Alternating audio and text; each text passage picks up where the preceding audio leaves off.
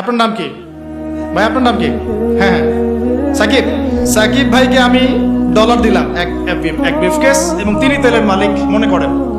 এখন ভাই আমাকে তেল দিলেন, তা আমি তেল মাশাআল্লাহ আমার দেশে নিয়ে গিয়ে বাংকার আছে, বাংকার, ওই বাংকারের নিচে তেল ঢুকে রিজার্ভ করে রেখে দিলাম, যাতে ভবিষ্যতে এটা কাজে লাগে। কারণ তেল ছাড়া তো বিশ্ব অচল। আপনি তেল ছাড়া এই বিশ্বে কিচ্ছু চালাতে পারবেন না, পারবেন? কিচ্ছু চালাতে পারবেন, পুরোই অচল। তো এখন ভাই তো আবার অস্ত্র শস্ত্র তার কাছে নাই, সে আমার সাথে বন্ধুত্ব করেছে।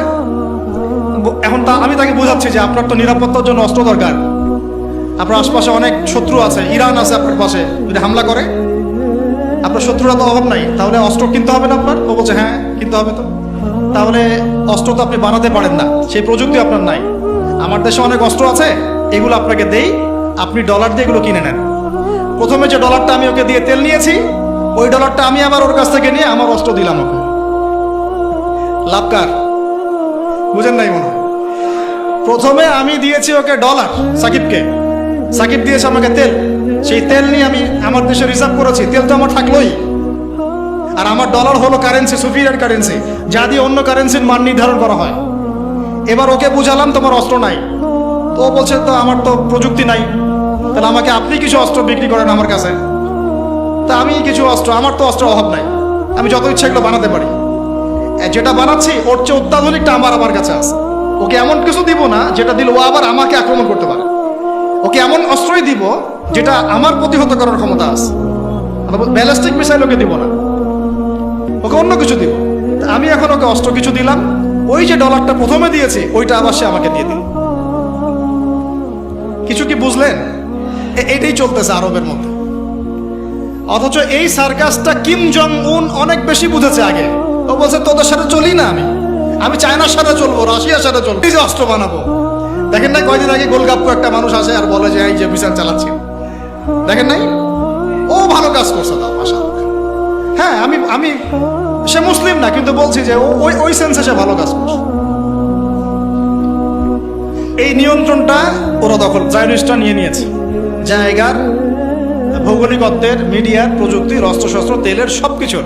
এখন আমাকে বলেন, তাহলে দাজ্জাল এখনো বের হয় নাই কিন্তু তার অনুসারীদের আজকে এই অবস্থা, তাহলে আসলে কি সময় খুব বেশি বাকি আছে না কম আছে?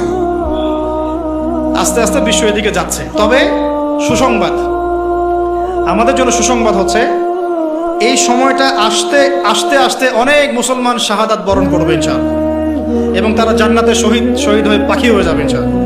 ওটাই তো চূড়ান্ত সাফল্য, তাই না? আমাদের বাচ্চারা মরে নাই, আমাদের বাচ্চারা জান্নাতের পাখি হয়ে আছে ইনশাআল্লাহ, আর ওদের সৈন্যরা মরে জাহান্নামের কীট হয়ে আছে ইনশাআল্লাহ। আমাদের ভাইরা মরে নাই, তারা জীবিত আছেন, তারা জান্নাতের ফল খাচ্ছেন ইনশাআল্লাহ।